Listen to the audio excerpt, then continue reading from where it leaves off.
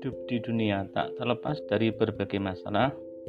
Bahagia dan tidaknya seseorang seringkali tergantung bagaimana dia memandang sebuah permasalahan. Ketika dia terlalu membesar-besarkan persoalan, bisa jadi problemanya semakin memuncak. Sebagaimana orang bijak mengatakan, bagi orang yang sabar, satu musibah tetap terhitung sebagai satu musibah.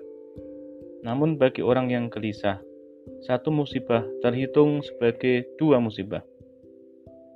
Disinilah perlu diubah sudut pandang sebagai mukmin bahwa berbagai persoalan hidup, musibah, sakit, dan berbagai peristiwa yang menyengsarakan sejatinya tak terlepas dari takdir Allah Azza wa Jalla. Allah berfirman, "Ma asaba min musibatin illa biidznillah, wa ma yu'min billahi yahdi qalbah, wa huwa bikulli syai'in alim." Tidak ada sesuatu musibah yang menimpa seseorang kecuali dengan izin Allah. Dan barang siapa beriman kepada Allah, niscaya Allah akan memberi petunjuk kepada hatinya, dan Allah Maha mengetahui segala sesuatu. Quran Surat At-Taghabun ayat 11. Ibnu Jarir rahimahullah menjelaskan, maksud firman Allah, dan barang siapa beriman kepada Allah, niscaya Allah akan memberi petunjuk kepada hatinya, adalah siapa saja yang beriman kepada Allah sehingga meyakini setiap musibah yang menimpa seseorang pasti terjadi dengan izinnya. Niscaya Allah akan memberi petunjuk kepada hatinya itu. Allah akan memberi taufik ke dalam hatinya untuk menerima setiap perintahnya dan ridha terhadap segala ketentuannya.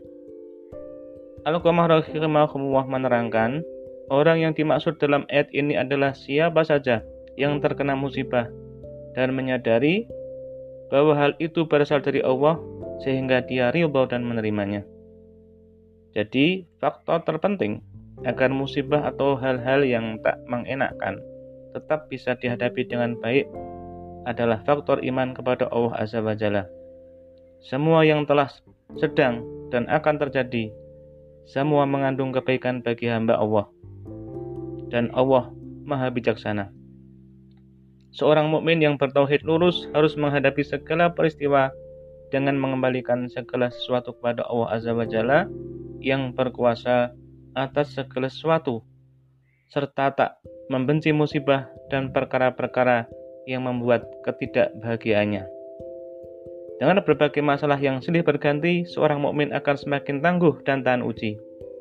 Dia akan lebih kuat bersandar pada pertolongannya, memperbanyak doa, dan termotivasi mencari jalan keluar agar terlepas dari segala beban hidup dengan tetap menjalankan ikhtiar yang halal.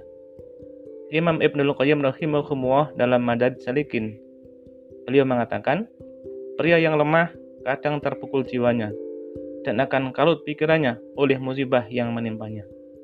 Bukannya ia mengurangi beban dan keletihan dengan menghadapinya, ia malah larut dalam kesedihan yang menambah kesusahannya yang tidak dapat merubah kondisinya sedikit pun.